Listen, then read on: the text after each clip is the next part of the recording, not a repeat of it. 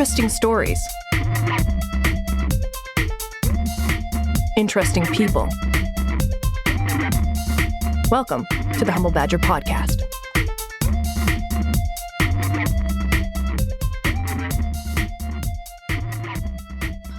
Thank you for listening to this podcast today. You can support the podcast at The Humble Badger on Twitter and Facebook, or at The Humble Badger Podcast on Instagram. And this current episode is brought to you with the help of our promotional partners at Mississauga Music. They are showcasing the best from Mississauga's music community. Find out more at mississaugamusic.com. My name is Pablo Dawson. I am a dramedian and local D-list celebrity and your host for this episode. We always start off, as you know, with odd things, random facts, that kind of thing. Sometimes observations. Mostly it's just been about whatever comes into my head at the time. And what has come into my head at the time is that when I was younger, I actually got a Sega Master System. That's how old I am, by the way. It's the Sega Master System, not a Genesis, not anything like that, not anything more fancy. It's a Sega Master System. But most of my friends had Nintendo. And they would rave and rant about Super Mario. And I, of course, preferred Sega. Not only were they better games, in my opinion, but they were also featuring some interesting characters like Sonic the Hedgehog, one of my sister's favorites, Sonic the Hedgehog. And then the movie came out or something, and that just looked creepy. So I'd like to know what my co-host thinks about Sonic the Hedgehog. Do you prefer Sonic to Super Mario or vice versa? I hate to have to disagree with you, Pablo, and become one of the many that loves Super Nintendo. I was never a huge gamer, but Nintendo was, I had the original NES. I eventually got Nintendo because nobody I could trade with. We had it on layaway order from Zellers, and it had my last... Zellers, wow. Yeah, Zellers. This is how... Hello! Now defunct. Had my name on there. Remember when you used to print things out with dot matrix, and then like the printer had little holes in the side of the spools, like that was in the back was like Kenney ordered, like you had to I had to wait for it for so long. Dot matrix. Huh? Yeah, Super Mario was my jam, but I did love Sonic the Hedgehog as well. I only played it at other people's houses, and I recently watched a short film called The Hedgehog that was really depressing. Check it out; it's on YouTube if you ever get the chance. I would prefer not to. Okay, well, I'm just going to introduce myself then. Entertainment journalist, comedy writer, current podcaster, and Ontario's sweetheart, the Electric Lynx. LK. That's right. So you've given your opinion. I've given mine. I think our guest has some strong opinions. Oh, Lord, does he ever. Welcome to the Matt House. Should I introduce myself, or should I just jump into the Mario versus Sonic thing? Let's introduce yourself, because I think it'll give people some perspective, and then we go from there. Okay. Hello, everybody. My name is Matthew Tyler DeLeo. I am a singer-songwriter from Burlington, Ontario, the lead singer of WCS, Worst Case Scenario. I'm also a journalist, a voice actor, and the human host, the intergalactic sex demon known as SonicMTD. And it is a pleasure to be here at the Humble Badger Podcast. Now, I actually addressed my fascination with Sonic the Hedgehog in a video that I do for my YouTube channel, which is also called SonicMTD.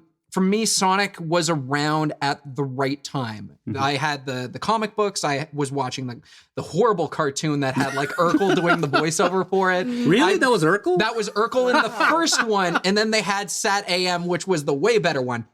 And I had grown up with this character. And for me, the character was sort of like the coolest kid in school, the kid that I wanted to be. Quick with a joke, really, really popular, always very passionate about things that he wanted. And so as such, I was just like, that is a character that I wish I could be. And so when I was creating sort of my alter ego, I'm just like, my favorite video game character and the initials of my name, and let's combine the two. And that's how SonicMTD came to be. Yeah, it sounds very nice. It actually sounds like, well, actually, to be honest, I mean, I think it sounds cool because it sounds kind of like a weapon of mass destruction. The Army launched 3 SonicMTD missiles. Dear Lord. So, but I'm sure you use that in your dating profiles, that kind of thing. But with respect to the Sonic the Hedgehog, I do agree with you. It's a fantastic character. I find it's much more developed and, frankly, not a stereotype the way Super Mario is, okay? Because let's face it, Super Mario is a stereotype. And one that is kind of negative, if you ask me. A stereotype developed by Japanese people through Japanese land. Still, that's not an excuse.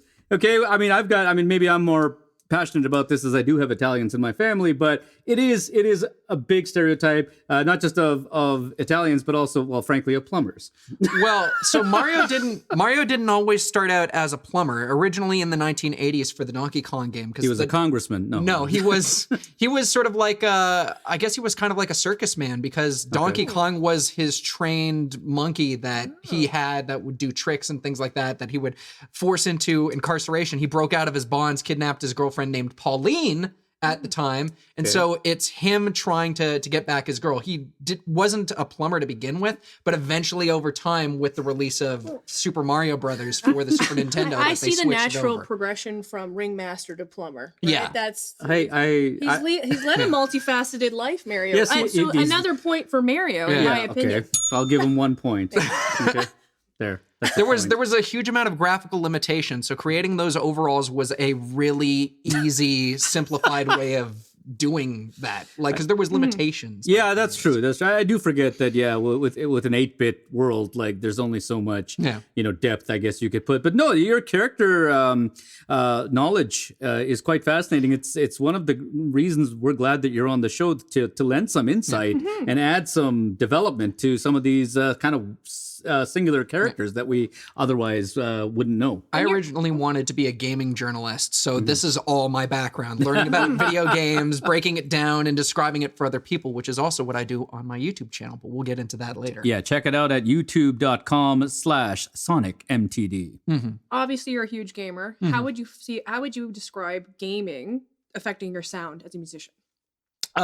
You'd be very surprised. So a lot of my musical influences are based heavily on Japanese rock, and a lot of that also stems from the video games growing up. You start listening to certain guitar patterns, certain vocal melodies, and it all just sort of flows into this sort of 80s rock aesthetic. Japan, the best way to describe Japanese rock right now, it's kind of like if Guns N' Roses never broke up. Because it's very heavy. Awesome. It's very heavy in 80s hair metal. And then they also started incorporating other things like jazz and things like that.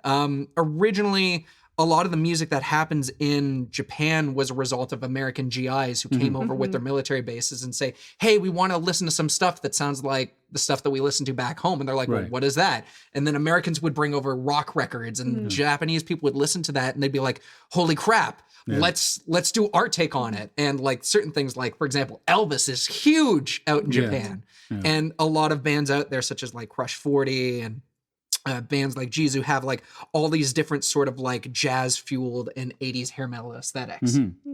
No, this is the thing, is that they also brought baseball and apparently Spam. And I'm not talking about the email type thing. So for those kids that are listening, so Spam was an actual, like, I don't know, kind of a manufactured processed meat. And it stored for a long time. So the Japanese and Korean populations got their first taste of that when American GIs went over. And now it's actually, they've made a lot of delicious cuisine that has come from that. I remember Anthony Bourdain, when he went to Korea, they had a special where they made all these different dishes based just on Spam. But I'm talking about food because, I'm probably getting hungry. I always think about food, though. That's just me. We've drifted off from the interview slightly, but only slightly. Speaking of food, though, do you have any pre-show rituals that you do before you play a gig, like eating a bag of M&Ms or a bag of M&Ms? Who eats a bag of M&Ms you before a show? Have, don't lie, honey. Slamming a Jolt Cola before every performance. So I actually did used to, like, my pre-show sort of game, my rituals have changed and evolved over times. In the original, it was, I would just stretch myself out. Then I got to keep this PG for the radio. But I used to have cranberry juice before going out. And the reason why is because of this monologue that happens in this movie called The Departed between Leonardo DiCaprio and Jack Nicholson. So check that out and you'll find out more. You'll find out more. It is not safe for work. That's right. It's the cranberry juice scene. Go check it out. Yeah, but I started doing that, and now it just boils down to, I'm so used to being in the groove. I'll listen to a certain song before going on to the stage, and that'll set my mood, and I'll be like, all right, here we go. Time to put on my mask. Let's go on stage. Yeah. And you know what?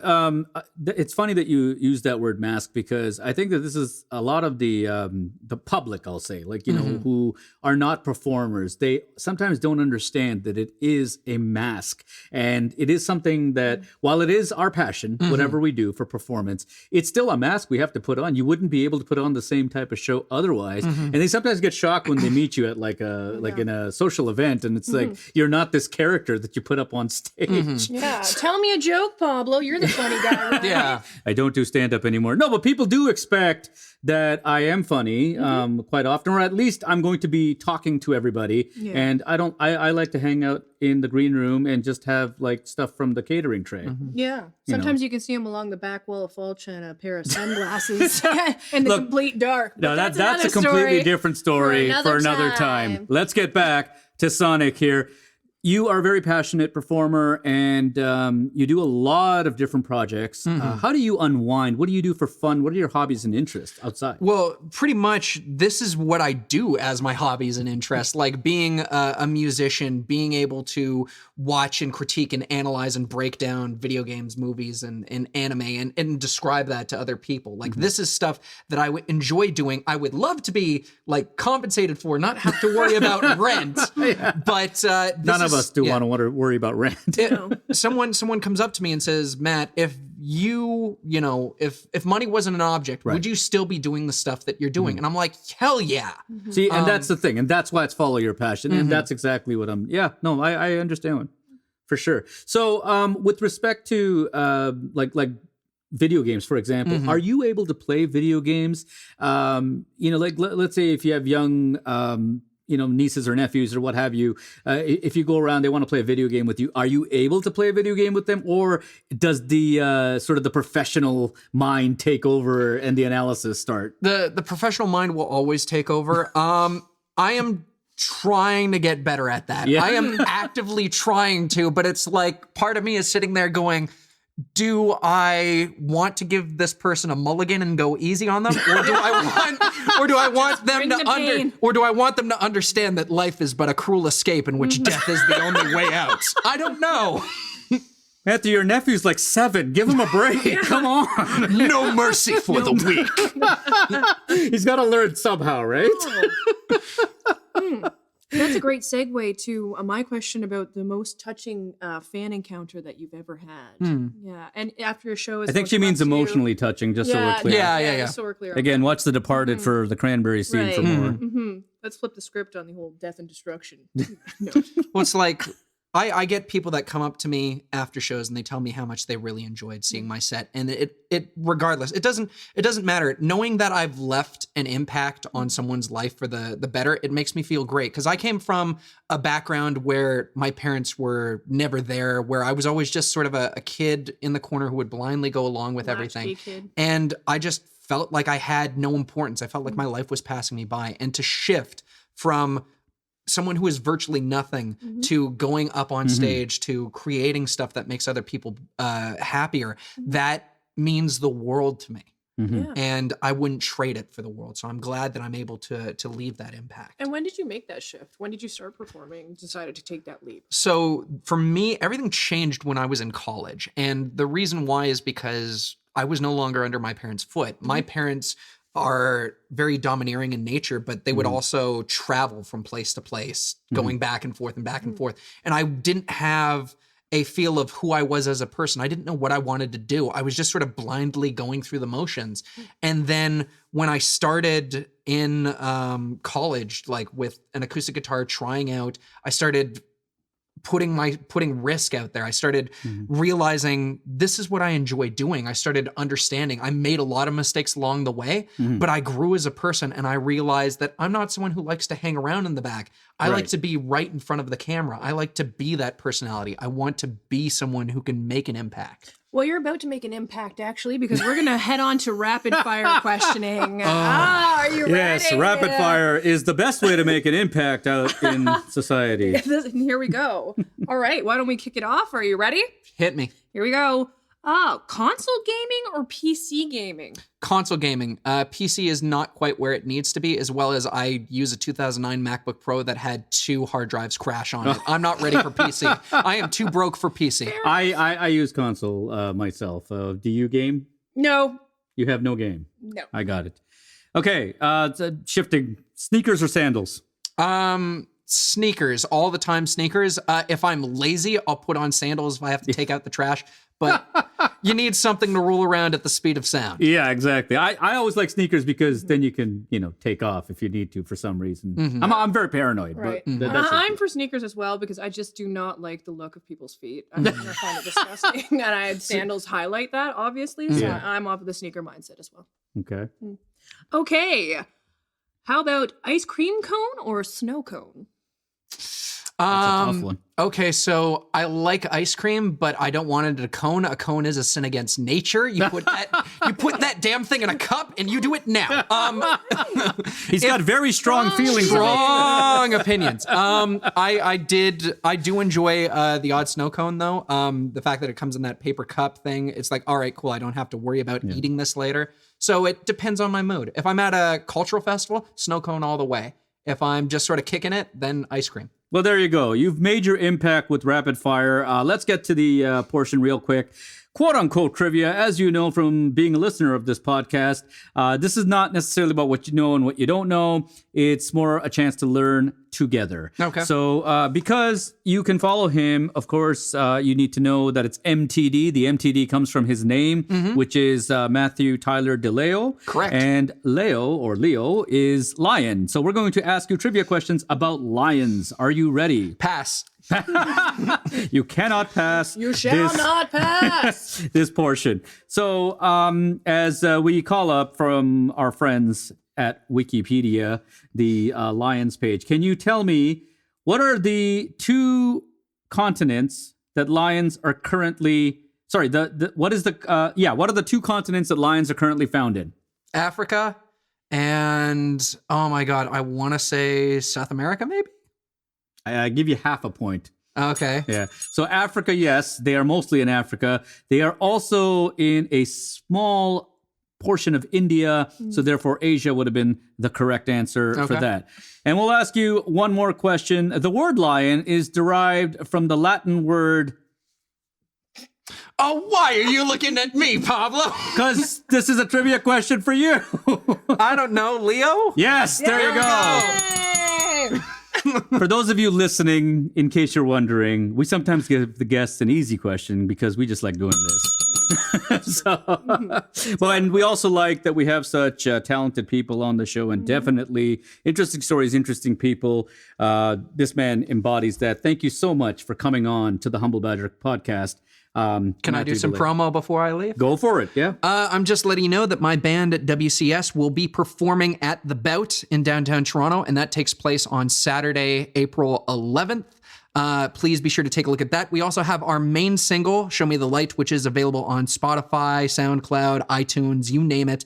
And for more information, if you enjoy what I brought down, please be sure to take a look at me, Matthew Tyler DeLeo, better known as SonicMTD. You can find that on youtube.com/SONIC,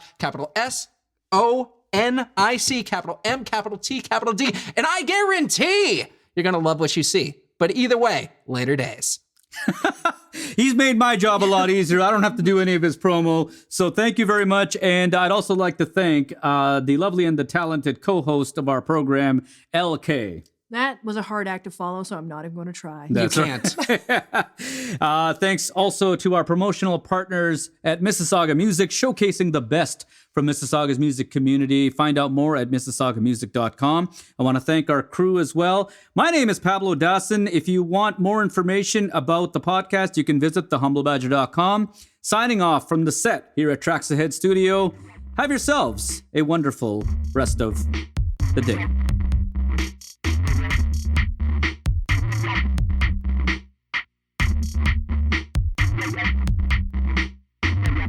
Thank you for tuning in to the Humble Badger podcast. For more information, please visit thehumblebadger.com. The Humble Badger podcast is produced by the Pablo Dawson Company. Context matters. See you next time.